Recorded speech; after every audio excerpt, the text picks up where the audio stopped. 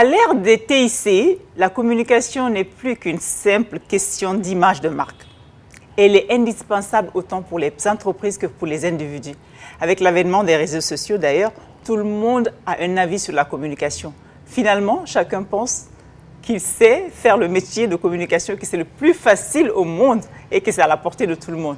Nous recevons aujourd'hui pour vous Madame Diaka Kamara, qui est la directrice générale de CBC Worldwide Communication and Production, pour nous parler justement de ce métier de communication. Bonjour Diaka. Bonjour. Diaka en une phrase. Je dirais que Diaka est une femme passionnée par son métier. Passionnée par son métier. Ouais. Et Diaka a fait des études en communication. Vous êtes diplômée de l'université de Houston. Absolument. Pourquoi avoir fait le choix de faire des études en communication? Pour la petite histoire, j'ai un bachelor au fait en communication journalisme. Pour la petite histoire, je voulais être archéologue. Ah, mon Dieu. Et donc, mais vous imaginez, j'ai des parents africains. Donc, lorsque j'ai appelé ma mère, je me suis un peu dit, bon, j'ai décidé sur mon major, je vais étudier l'anthropologie, je vais être archéologue. Elle m'a dit qu'il n'y a pas de problème, que je peux aller travailler et payer pour mon école. Mais elle n'investira pas des milliers de dollars dans mon éducation pour que je puisse aller, qu'est-ce qu'elle m'a même dit déterrer des morts? Non, déterrer des cailloux, c'est même pas épousseter des cailloux à travers le monde. Et donc, parce que j'ai toujours été fascinée par l'histoire, j'adore l'histoire. Je me dis, lorsqu'on sait d'où l'on vient, on sait où est-ce qu'on veut aller. Et donc, je me suis dit, OK, fine, je ne peux pas faire l'anthropologie. Je vais choisir le journalisme, parce que le journalisme a toujours ce côté, pour moi, storytelling, histoire. Oui, je me suis dit, OK, recherche, voyager, je vais rencontrer d'autres cultures, aller dans des pays, découvrir et vraiment raconter ces histoires. Et même déterrer, là aussi, des morts. Hein? Voilà, exactement. Tu vois, hein, quand on est en train de faire du investigative journalism, voilà. On déterre vraiment les morts. Et donc, c'est comme ça que je me suis retrouvée avec un major en journalisme. Et plus j'étudiais, plus j'apprenais, parce qu'en plus, j'ai eu à faire un stage à NBC, à Telemundo, qui est une des filiales de NBC au Texas. J'ai adoré. J'ai aimé le fait que tu vas sur le terrain, tu parles aux gens, tu recoupes l'information. Donc vraiment, ça, je me suis dit, OK, à la fin, j'étais satisfaite avec mon choix. Mais de là à créer carrément une entreprise dans le domaine de la communication, est-ce qu'il y avait une fibre d'entrepreneur derrière l'archéologue? Au fait, oui. Aux États-Unis, j'ai travaillé pour beaucoup de compagnies. Je me suis lancée dans l'entrepreneuriat. Au fait, c'était dans la vente de véhicules. J'adore les véhicules, j'adore les voitures. Donc, j'ai eu un peu ce côté tomboy. Et donc, en 2011, je me suis dit, OK, je suis prête à revenir en Guinée et investir dans le domaine de la communication et de la production audiovisuelle. Je n'ai pas fait que de la com. Je me suis dit, je vais aussi créer mes outils de communication. Parce que lorsqu'on parle de communication, on parle du marketing, de la publicité et même de la com institutionnelle. Et je me suis dit, OK, je veux créer mes propres outils de com. Parce que la communication, c'est du storytelling, encore une fois. Ça, tout dépend de l'angle. Storytelling, raconter les histoires. Raconter pour les ceux histoires. Qui parlent pas exactement. anglais. Quand on développe une stratégie, c'est une histoire qu'on raconte. Que ce soit un produit que nous sommes en train de vendre, que ce soit une marque que nous sommes en train de développer, c'est une histoire qu'on raconte. Et donc, je me suis lancée dans cela et je faisais les campagnes de com pour les compagnies localement, mais j'ai développé aussi la production. J'ai lancé notamment Top 10 en 2011, que j'ai produit, créé, produit et animé. Et donc, l'émission a marché, ça m'a donné une certaine notoriété, entre guillemets. Et donc, je me suis dit, et au fait, quand j'ai commencé à produire Top 10, je le faisais aux États-Unis. Je produisais, j'emmenais un prêt à diffuser. Mais après, je me suis dit, il y a des jeunes en Guinée qui ont le talent. On doit juste leur donner l'opportunité de montrer ce talent. Vraiment, et l'opportunité d'accroître encore plus d'expérience. Ils vont faire des erreurs, mais ils vont apprendre. Je dis donc, pourquoi ne pas filmer cette émission en Guinée? Ça n'a pas été facile, plein de couacs, mais encore une fois, Top 10 et toutes les productions audiovisuelles de CBC Worldwide sont made in Guinea. Parce que mon slogan, c'est par les Africains, c'est-à-dire nous, pour nous et pour le reste du monde. Personne ne peut raconter nos histoires mieux que nous. Mais Diaka, pour ceux qui disent que la communication finalement c'est facile, tout le monde peut être une entreprise, vous répondez quoi? Vous êtes dans le métier, rien n'est facile et tout s'apprend. Je ne remets pas en cause les autodidactes ou ceux qui n'apprennent avec l'expérience. Mais je pense que lorsqu'on va à l'école et qu'on apprend le métier de la manière classique, c'est-à-dire à travers l'éducation, il y a des bases, il y a une certaine formation qu'on n'aura pas forcément lorsqu'on apprend sur le tas. Par exemple, mon équipe, comme j'ai dit, c'est des jeunes formés, je peux même dire c'est des autodidactes. Par exemple, mon réalisateur aujourd'hui, qui a réalisé la première télé-réalité de l'Afrique de l'Ouest francophone, il a un bachelor en droit. Willy, c'est du droit qu'il a fait. C'était pas un réalisateur. Il a appris. C'est un autodidacte dans le domaine de l'audiovisuel. Mais il a encore des lacunes parce qu'il n'a pas eu la formation de base. La formation de base. Donc, on essaie de compenser ça avec beaucoup de training. Il continue toujours d'apprendre. Et donc, c'est important que les gens sachent, c'est un métier. Et comme tout métier, il faut la base. Absolument. Donc, sans la base, oui, on peut le faire. Mais on peut le faire que jusqu'à un certain niveau. Par exemple, la com, il faut d'abord, c'est la stratégie qu'il faut mettre en place. Construire. C'est la stratégie qu'on construit, qu'on développe et ensuite qu'on déploie. Qu'on déploie, exactement. Mais à la base, c'est la stratégie. Mais Diaka, vous avez plusieurs cordes à votre arc et justement, vous utilisez toujours la communication, ce qui est intéressant parce que vous avez aussi prêté votre image pour faire du social. À travers aussi votre fondation Diaka Camara, vous faites beaucoup sur la défense des droits des femmes. Parlez-nous un peu de cette initiative de Fondation Diaka. J'avais l'habitude, je faisais beaucoup de social, mais de manière informelle. Par exemple, je te connais à l'Ocadi, je veux aller faire un don à cet orphelin. Ok, toi, tu vas donner tel montant. Donc, je raquettais au fait mes amis autour de moi et les personnes que je connaissais. Et donc, un de mes cousins m'a dit, tu sais, tu as une certaine image, tu peux construire quelque chose de manière formelle, dans un cadre juridique formel, là où tu peux avoir plus d'impact. Et je suis très passionnée par l'éducation, parce que le développement socio-économique de nos pays passe par l'éducation. Lorsqu'on parle de VBG, de violence basée sur le genre, on parle de l'éducation. Lorsqu'on parle même, je me rappelle quand j'ai eu à travailler avec l'UNICEF dans la campagne 1 sauf 100 contre Ebola, c'est éducation.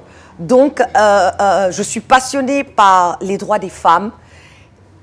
On représente 52% de la société. Pourquoi est-ce que nous devons être relégués au deuxième plan? Donc, on vous pose la question. Mais voilà. Et donc, vraiment, c'est un travail qui me passionne. J'aime pas l'injustice. Je n'aime pas l'inégalité. Et les femmes, non seulement dans la société guinéenne, mais à travers le monde, nous souffrons. Parce que nous devons, et c'est pas normal que nous devons nous se battre pour avoir nos droits. C'est des droits humains. On ne parle même pas de féminisme, égalité. Non, toi et moi, on est égaux. Non, c'est même pas de ça qu'on parle. On parle de droits humains. L'excision. Mais l'excision détruit la vie de la jeune fille. Pourquoi on le fait? On ne devrait plus. On ne devrait plus le faire. Mais pourquoi on continue cette pratique? Pour contrôler les filles, qui seront demain les femmes de la société. La violence domestique, le viol, le mariage précoce. Alors, Diaka, je veux revenir sur l'entrepreneur que vous êtes. Et vous faites de la production. Aujourd'hui, la Guinée n'est pas beaucoup vue sur les chaînes internationales. Quels sont vos projets dans ce sens-là pour le contenu? Je sais que vous avez fait une émission justement de mannequin, télé-réalité. Voilà, qui a mis la Guinée en avant. Est-ce qu'il y a d'autres projets comme ça, comme on dirait, dans les tiroirs? Mais tu sais, Khadija, ce qui est difficile, la prod nécessite de l'argent. Tu le sais. La prod de qualité nécessite des moyens. Et je jure, si j'avais les moyens de ma politique, mais on serait partout à travers ce monde. Et là, je veux vraiment me lancer dans le côté série et cinéma. Encore une fois, je reviens sur les VBG, quelque chose qui me tient à cœur. Oui. Mon objectif, c'est de produire un long métrage autour des VBG. Donc, ça va être dur, ça, à voir. Ça va être très dur parce que, encore une fois, j'ai ambition de faire un film que je veux amener au Festival de Cannes, que je veux amener aux Oscars. Wow. Donc, ça veut dire que ce n'est pas une production à 2 balles, excuse-moi du terme, mais il faut vraiment les moyens. Et c'est pas impossible. Quand on regarde la Côte d'Ivoire, quand on regarde le Nigeria, quand on regarde le Sénégal. Mais là-bas, il y a les opérateurs économiques qui investissent ailleurs que dans les commerces. Ils investissent dans le cinéma. Mais est-ce qu'en Guinée, aujourd'hui, il y a des gens qui vont, vous pensez, accompagner Diaka dans ce projet? Comme le mannequin. Le mannequin m'a pris 8 ans à produire. Et donc, je reste convaincue qu'il y a des personnes dans ce pays, lorsqu'on leur envoie un projet, peut-être ils n'iront pas sur le coup, mais à fur et à mesure de revenir. Vous savez, des fois, quand ils voient que vous êtes vraiment dédié à la chose, des fois, votre passion arrive à les émouvoir. Et je pense que plus on est en train de faire des productions de qualité, même au niveau national, plus ça peut les motiver à se dire, OK, parce que c'est comme on dit encore, c'est de l'argent. OK, si je donne tel montant à CBC, OK, j'ai la garantie, OK, que mon argent ne sera pas gaspillé. Le contenu qu'on produira sera quelque chose dont même les gens qui nous accompagnent seront fiers d'associer leur image à cela. Voilà. Diaka a des employés, une entreprise, gère des émissions, une fondation. Quel boss est Diaka Camara? Ouh, je crie beaucoup. OK. Mes employés, une anecdote, j'ai fait l'interview d'un nouveau employé. Je suis partie aux toilettes, donc je l'ai laissé. C'était un technicien, au fait, qui devait travailler avec mon responsable technique, Welly. Donc, quand je suis partie aux toilettes, et donc je revenais, je les entendais parler, donc je suis venue écouter. Et donc, il disait au nouveau employé, il dit, tu sais, elle crie beaucoup, hein, mais il ne faut même pas prendre ça en considération. Elle a un bon cœur. Quand elle crie, tu la laisses crier. Elle n'est pas mauvaise, elle n'a pas un mauvais fond. J'ai dit, donc quand je crie, vous ne prenez pas au sérieux ce que je dis, parce que vous ne me prenez pas au sérieux. Mais au fait, quand tu es passionné par quelque chose et tu es perfectionniste, tu veux vraiment le meilleur de toi, la meilleure chose, le meilleur produit que tu puisses fournir, tu mets la barre très haute. Et je suis exigeante envers moi-même. Je te donne un exemple, le mannequin. On pouvait tourner le mannequin de 5h du matin à 23h, minuit. Et je suis là. Pourtant, moi, mon rôle dans la série, c'était juste d'être membre du jury. Mais j'étais là, derrière la scène. C'est pour ça que je ne pouvais pas présenter, parce que j'étais derrière la scène avec mes réalisateurs, mes cadreurs, pour m'assurer, OK, oui, le plan là me plaît. Non, ça ne me plaît pas. Et tu as des gens, des fois même à 23h, je dis, bon, écoutez, je suis fatiguée, that's a wrap. Et ils te disent, non, on va encore refaire une dernière fois pour que ça soit parfait. Donc vous managez par l'exemple, par le modèle, c'est ça? Obligé. You lead by example. Tu ne peux pas demander à des personnes de faire quelque chose que toi-même tu ne peux pas faire. Lorsqu'on a fait le documentaire de 1 sauf 100 sur Ebola, mon équipe et moi, nous sommes je suis la seule journaliste guinéenne et c'est la seule équipe de réalisation guinéenne à être rentrée au centre de traitement d'Ebola de Donka et de Djekedou. Et je leur ai dit, je dis à mon réalisateur, je dis, Welly, tu peux me donner la caméra parce qu'il fallait porter le hazmat suit. Et j'ai dit, moi, je vais rentrer. Vous savez, moi, je suis américaine, je suis tête brûlée, mais je ne peux pas vous demander de prendre ce risque. Ils ont dit, non, tu rentres. Nous aussi, on rentre, on t'accompagne. Et donc, on ne peut pas demander à nos équipes, à nos employés de faire des choses que nous-mêmes, nous ne sommes pas en mesure de faire. Quelle est votre vision du monde? Un monde plus juste. Un monde plus égal, un monde là où les droits des femmes et des enfants sont respectés, un monde là où les gens se soutiennent au lieu de se détruire, un monde là où la médisance n'a plus sa place, et un monde là un monde parfait. Non, c'est pas un monde parfait. On aura toujours des problèmes, mais je pense que si chaque être humain essaie de faire de son mieux, on n'aura pas un monde parfait, mais on aura un monde meilleur. Le meilleur. Diaka inspire beaucoup de jeunes aujourd'hui, mais est-ce qu'il y a une personne qui a inspiré Diaka aussi? Qui l'inspire? Ma mère, à ce jour. Ah non, c'est la femme la plus brillante, la plus battante, la plus intelligente. C'est extraordinaire quand je rencontre des gens avec lesquels elle a étudié. Quand tu es la fille de Marie Mansour, je dis, oh, ta maman est brillante.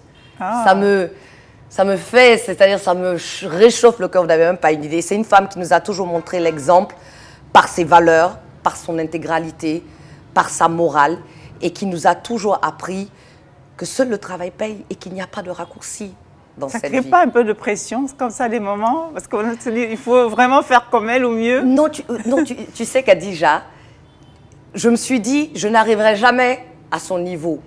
Tout ce que je peux faire, c'est donner le meilleur de moi-même. Et quand elle me dit qu'elle est fière de moi, je me dis, yes, si elle est fière. Et ma maman est difficile, hein? Maman, quand je me rappelle, je sais quand mes émissions passent à la télé, elle va prendre un notepad, elle va tout écrire. Après, elle va m'appeler Diaka. Tu sais, bon, tu as fait ça comme ça, mais je pense que c'est le genre. Donc, quand elle me dit vraiment, je suis fière de toi, je sais que je l'ai mérité, quoi. C'est pas, elle ne le donne pas cadeau. Donc, ouais. Alors, merci la maman. Et Diaka, maintenant, en 1 minute, tu vas regarder la caméra juste ici et nous parler un peu de les activités de ton entreprise et, si tu veux, de la fondation. Mais écoutez, CBC Worldwide, notre objectif, c'est de raconter des histoires africaines qui inspirent. Encore une fois, on ne peut pas changer la narrative sur le continent africain si nous ne racontons pas nos propres histoires de manière vraie et de manière authentique. On n'a pas besoin d'aller s'inspirer de l'Occident.